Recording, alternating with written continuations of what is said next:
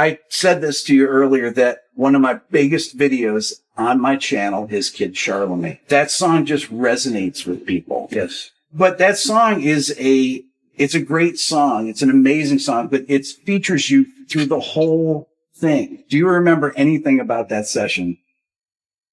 Wow.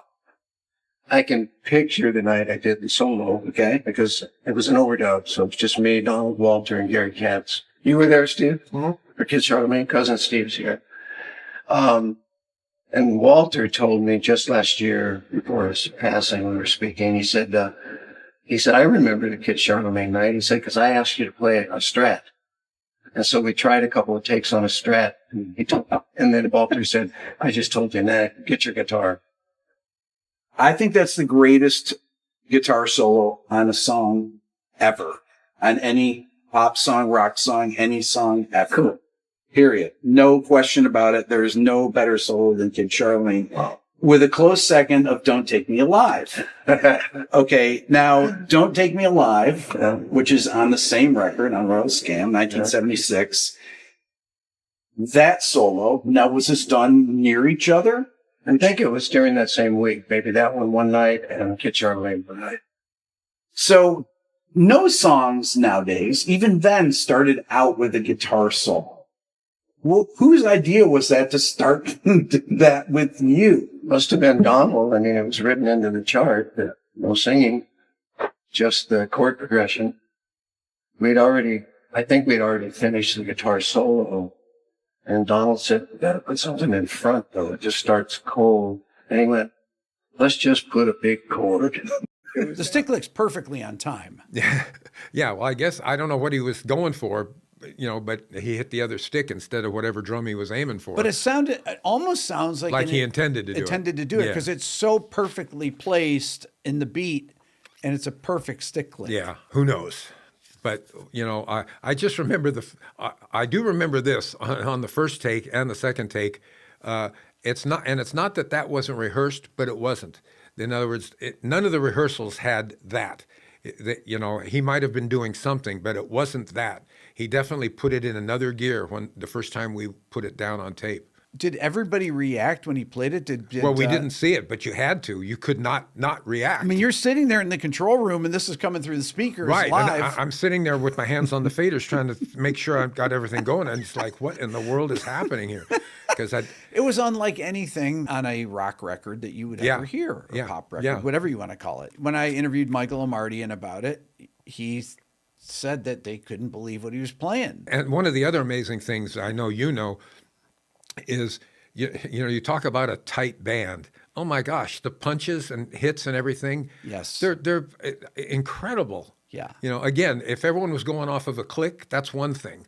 Because guys learned how to, through the years have learned, the great musicians, they learn how to play with a click. And so that's one thing. But this is in the room with everybody, and they, I don't think there's one missed one. These charts that you would have for a Steely Dan session like this, would this be an involved chart? Or would there just be the basic kicks? It was, the form was there. All the sections were there. I just remember trying to come up with parts that work musically. I think that we got through the whole thing. And, when we got to the end the first time, I just played. I didn't know that they were going to put a solo over it or anything. And I think that this is where they had a problem with other people. Was when it got to the end, they wanted it to go. They wanted it to shift to go completely somewhere else. Yeah. And if back in the day, if you were called to do sessions, that were pop things, the last thing you wanted to do was make it so crazy. Right. You know what I mean? You're trying to make it cohesive so people can understand it. So it was just hard to understand how crazy they wanted it, because it was sort of a separation musically from what we had been trying to do, which was really, orchestrate that arrangement in a way where it really felt good, you know what I mean? And we had done that. But so to leave that and go to this other place it was hard to understand that that's what they wanted. I mean, it's almost like you go over the top and you know, you go, you don't know anything else to do, so you go the other way, and that's what they wanted. They wanted that kind of crazy. But it's hard to explain that. Yeah. You know, if the solo's not there. But I think that was the communication problem that maybe they had with other guys. There's really not a tune that's like that either. That's a really unique song with basically a drum solo and a sax solo going on at the same time. For that period of time. For that period of time is very unusual. And but you could tell that those guys loved. They came from a jazz background. Yes. But they also, you know, knew about. They were smart and intelligent and used music to make a living. You know what I mean? And they were good at it. Yeah. So they brought a couple of different genres together in that song. Yeah. I'd like to take a second to talk to you about this channel. This is actually Rick Beato 2. I've had it since the beginning of my main channel, and many of you are not subscribed. As a matter of fact, 87% of the people that watch this channel regularly are not subscribed. So I encourage you to hit the subscribe button on this channel and on my main channel. This will help me get even more of my dream guests and help continue to grow both channels. Thank you. They were metronomes. Yeah. And you learned to fit in with the style. Jim Keltner was a behind the beat guy. Mm-hmm. Steve Gadd was a boom, right on it.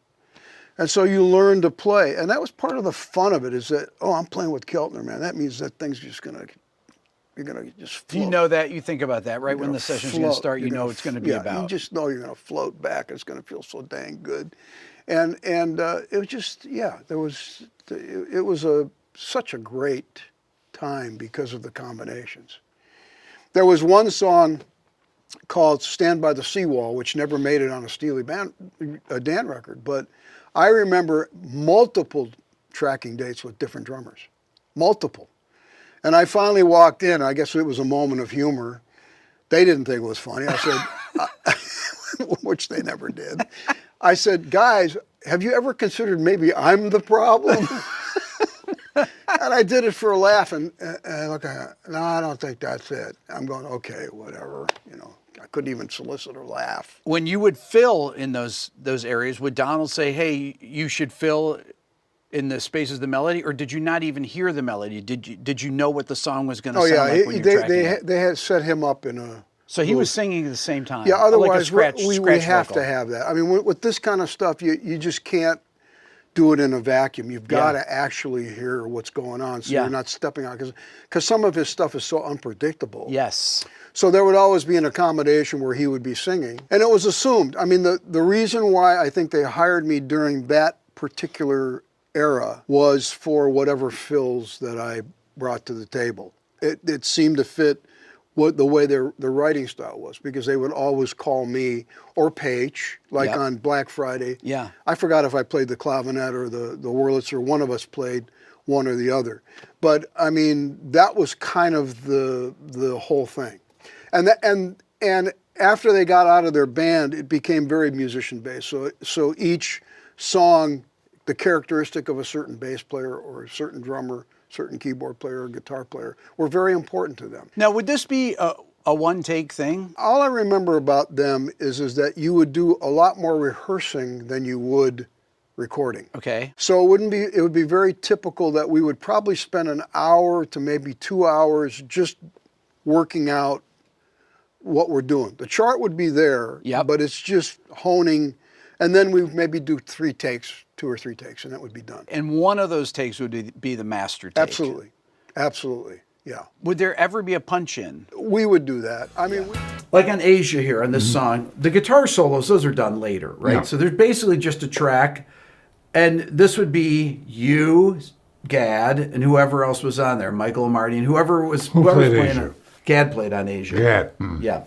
Okay, when you say it was an overdub, so the tracks were already there. He was playing Already a done. click He just track. came in and overdubbed the drums. Really? So he's just playing to a click. So you're not even there when that's happening. When he overdubbed, the track is finished. Okay. All they do is take the drum track out of his ear. Okay, so even back then, they would just have a click, and the guys would just play to a click track Yeah. with the other instruments in there. And that's why it was easy to overdub, because you got that, you can't lose time. You have that click in your ear. How long would a chart like this be? This is a long song. About 7 pages. Okay. And would you have two music stands Yeah, set up? two or three music stands. And a chair that had rollers on it. Okay. So you just roll on. That's very smart. Okay, so I want to know what your rig was that you were playing back then. So you played a P bass, right? Through what? Would you have a DI and an amp, both? More of a DI. In New York, I used a Ampeg B15 guitar amp. Okay. In LA, I did use an amp, but I had many different amps because I didn't have to carry it. Just called the cartridge company, and they would bring an amp, but more through a DI. The thing, well, I'm trying to figure out was in New York, LA, probably in Hollywood, to where you do a particular track, and you're sitting next to the drums, or you're sitting next to the guitar who has a mic on the amplifier, and when you play, the bass will go into that mic, no matter how you. Doesn't matter. No matter how you look at it. Well, however you isolate it, doesn't matter. It goes into the mic. Yeah, well, sometimes if you put the amp in another In a room, closet, yeah, that's fine. Yeah. that's one thing. But I never like to have that amp there, unless I want to play along with the Steely Dan sessions. I want to play along. I want to hear what I'm doing, and if I have an amplifier, I can hear the bass right here. But I'm always very low. Yeah. Right here, and because sometimes in the ear, if you have the DI is sending it to your ear, and sometimes it's not what you want. And sometimes it's too loud or it's not too loud. I don't hear out of this ear. Okay. Has that always been the case? No. Okay. Started in New York. Some don't start me to cussing. Yeah. To where I put the earphones on instead of like this, Yep. like this. So I can hear what's going on in the Right mix. here in the room. Yeah, yeah. But I can hear this. Because sometimes if you can't hear the bass, I'm not going to be the one to bug the engineer about more bass. Because if he gives me more bass, somebody else is getting more bass. Right. So I just like to be just sitting there incognito except for I'm playing the bass. As long as I can hear the bass and the drums.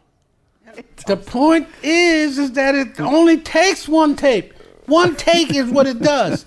Because eventually, no matter what, working with Steely Dan, you're going to play 50 to 75 takes. Right. That's what that was just known throughout the whole rumor for the business. And what happened with me, once we got it, Yeah. and I'm happy with it, then I would tell them, I said, okay, we got it. Now, but Purdie, I said, no, hear me out. Just want to let you know that it's in the first take, the second, or the third. You can do as many as you want. I don't care.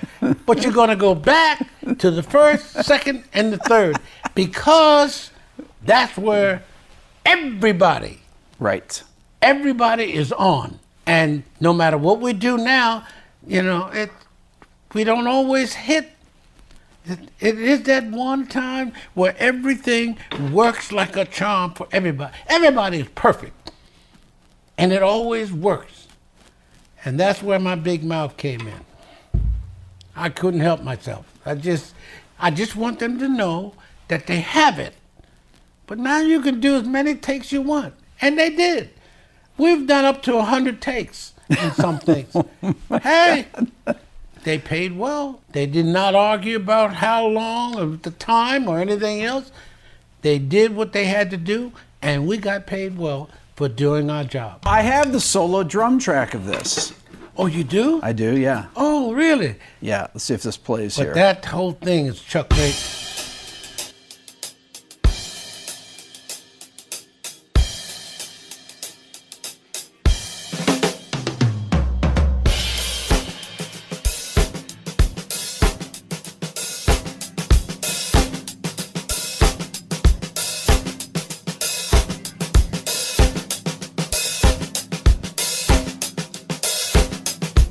A tempo like this too is the hardest to play It is. That is such a hard tempo to groove on, and you're killing it there. Why is it such a hard tempo? Because it's that mid-tempo kind of. It is mid-tempo, but the problem is that when somebody gets happy, the tempo rises, and if you rise, you're coming out of the groove of everybody. Right. Chuck Rainey on that bass, it just works. The guitar, it works. Now they usually have to stay where they are for practically the whole track. But then they know that they can come in and add something else. Yeah. Paul Griffin never had to worry. He get his right from Chuck. We all did. So Chuck would give me the chance and the opportunity to make sure that I get a little fill in, but I hold everybody together. That's my job. When Fagan made his solo album, you probably don't know the story, Dean, Abraham Royale played on the tune about the bomb shelter, I think it is, the tune that's got Tuesday Weld in the lyric, right? And the line goes something like bump, bum, bum, bum, bump, bum, bum. In other words, there's grease into the third, right? From the second to the third. Okay, Abraham had played the tune for hours and hours and hours and hours. And then Donald, man, who says very few words until it's time to offer an idea, other than just say, let's do it again. He says, Abraham, you hear that bar right there where you're going, dump, dump, dump? Abe says, yeah. He says, play the whole tune like that. This is like 7 hours into the session. Oh my God. Right? So they started all over again, and Abe did, and I'm sure Donald worked him hard. Now, I didn't mind Donald working me hard because I work me hard. When I'm playing, I want it to be great, just like you guys. Okay, they cut the peg track at least 6 or 7 times. Did you ever play in a tracking date? For that song? Yeah. No. Okay, did you play it solo? No. They ended up with Rick Marotta. And the whole thing about keeping Rick was the hi-hat groove. The way he played that little tilt was so special. I mean, the first time you hear that, and every time you hear it from then on, that's the whole little capture part of the song, other than the changes. Right. Then as soon as they got that drum track, they stripped it down to nothing, put Chuck on, maybe he had guide chords, I don't know, and built it up one by one. Oh, wow.